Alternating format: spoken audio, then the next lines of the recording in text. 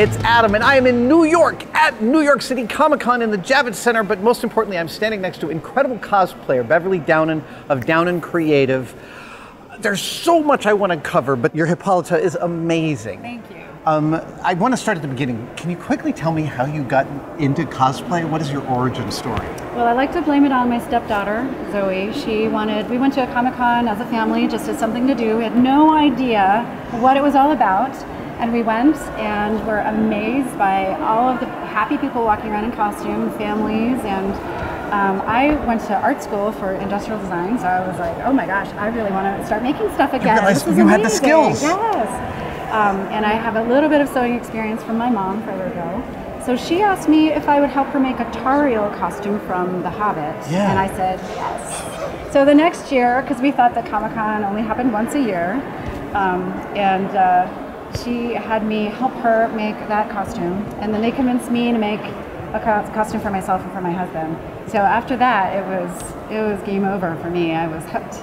and even down to all the experience of what it is to cosplay, to sweat on the floor, and you have to wear you're committed to wearing it all day, so you have to figure out where your wallet goes. Yes, you got to figure out what kind of shoes to, Oh, to right, wear. they've got to be right. Feet hurt, how to have a handler. So talk me through the how long it took you to put this beautiful costume together.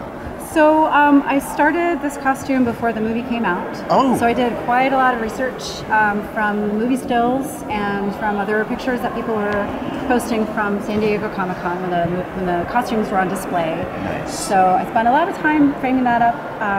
But I think altogether, it was about 4 months or so. The patterning for this took me about half the amount of time, about 2.5 months, and then the sword took me the rest of the amount of time. Really? And this is all additive construction, right? Yes. You're not casting and molding, this is all... None of this was casted and molded, but this was casted and molded. This is beautiful. This is all resin. Wow. These runes were 3D printed. I made them and printed them. These I originally made out of clay and made a 2-part mold, and then so they actually 4 little parts together. Oh, wow. That is incredible. It must have been awesome to get it all together and weathered the first time. It was pretty amazing, and I've never done anything like this before. So doing, I did one blade, like one single pour mold, and then did 2 of those, embedded a rod down the middle of it for support, and then put them together. So that whole thing was a lot of engineering that I was new to.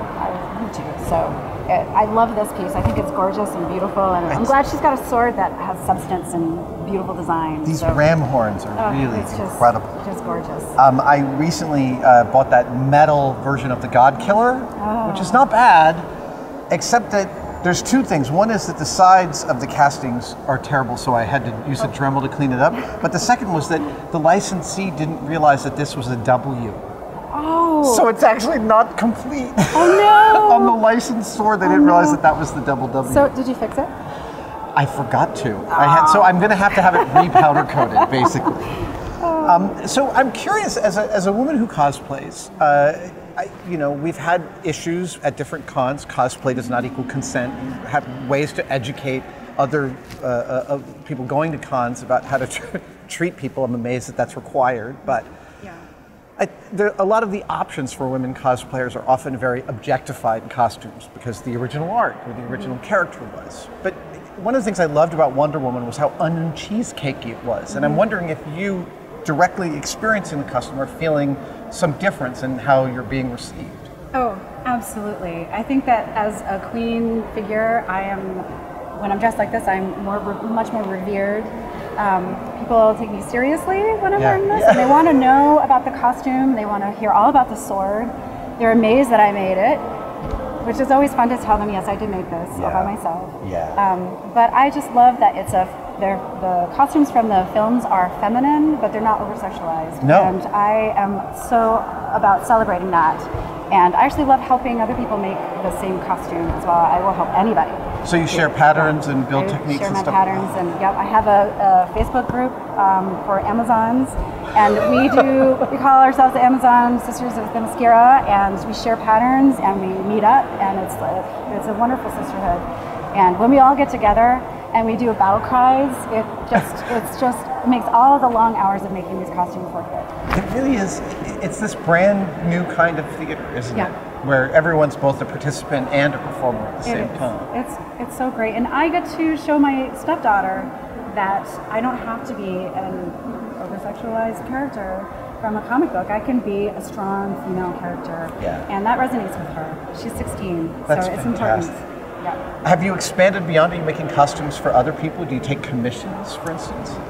Occasionally I'll make something for somebody else. I have to really want to do it. I did a Hot Girl costume or helmet from Legends of Tomorrow, and that helmet I thought was just gorgeous and beautiful. So I made that for a friend. So I still have the mold. I have to make one for myself. I got to spend time doing that and then painting it up, but it's just gorgeous. So if I love the piece and it speaks to me and I have the time, then I will. Now, I saw on your website a magnificent Hela costume that you built from Ragnarok. That was the thing that captured me about that movie first, was that shot of Kate Blanchett in that giant headdress. How did you make that? That headdress is just amazing. I saw that, and the minute I saw that, I knew I had to make it. So that is all EVA foam.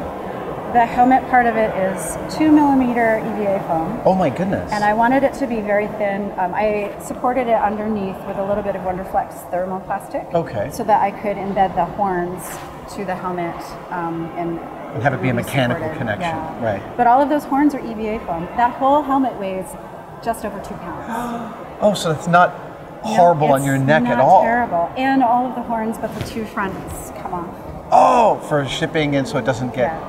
Now, you were telling me off camera that costume is not built additive foam. It's a totally different process. You used molded silicone? Yes. So I spent a lot of time patterning that because I wanted the bodysuit to move with me, not overstretch, because I wanted silicone to be the green elements on that suit. So I did use foam to make the master molds, but I made resin molds and then I cast dragon skin silicone into those molds. And all of this was because you didn't just want the costume to look right, you wanted it to move right as you moved. I wanted to be able to walk around in that and have the costume move and stretch with me, and I didn't want any stitching because, you know, that's just takes kind of makes it a little bit more earth-like. You know, when there's no stitching, it makes it a little bit more unbelievable. So it had to sell to you. Yes, it was very important to me to do that, So but that made your job so much more difficult. It was so much more difficult. That took me 6 months to make, that whole costume. Wow. Yeah. Well, I had to do a lot of research because I'd never done that before, so. You had never done silicone molding and casting? I'd done some silicone, but I'd never cast a silicone before. Right. So figuring out the process of that, and then also figuring out how to get the silicone to stick to the fabric, Smooth On helped me figure that out. Thankfully. They're a terrific partner in doing that kind of iterative problem solving. Yes, and they are so good to cosplayers. They're so helpful with questions. You know, I have this urethane Superman emblem that I want to stick to fabric. What do I use? And they will answer that for you. It's great. They're a great part of the community. One of the other things I love about the cosplay community is how much its members, all of us, share our failures as well as our successes. So I love going to the RPF and seeing someone that took 10 months to make Iron Man armor out of Pepakura. It might be the longest way around, but if time is the only limiting factor, then go ahead. Yeah, I think we can all learn so much from each other, especially from the failures, because I don't really think that they're failures. I think that they're opportunities for learning. Absolutely. Absolutely. So I have a technical question about this magnificent fur. Yes. It's not real fur. No. So, but it looks beautiful. Did you do any painting treatment to it, or were you able to find? I actually found this from the local fabric store in Portland, Oregon. Amazing. I got really lucky, but you have to cut it a certain way for it to drape a certain way. For the fur on a correct down. bias so that it lays correctly. Yes, and if you cut it with scissors, Don't cut it with scissors. No, I learned that on my bear costume. Exacto blade from the back, right? Yes, I learned the scissor thing the hard way with this. So, yeah, that was a lesson learned. It gets really itchy very quickly. And it gets everywhere. It definitely does. It looks like a hair salon when you've done that thing. Oh my gosh. Well, Beverly, obviously we could talk for hours, and I can't wait to see your next costume at the next con that we're both at. Yes. And if you're ever in San Francisco, please, you and your husband, come by the cave. I will. Thank you. Thank you so much. This is amazing costume. Nice Your work is very dangerous. Yes. Quote Bruce Lee. Thank you so much. Thank you.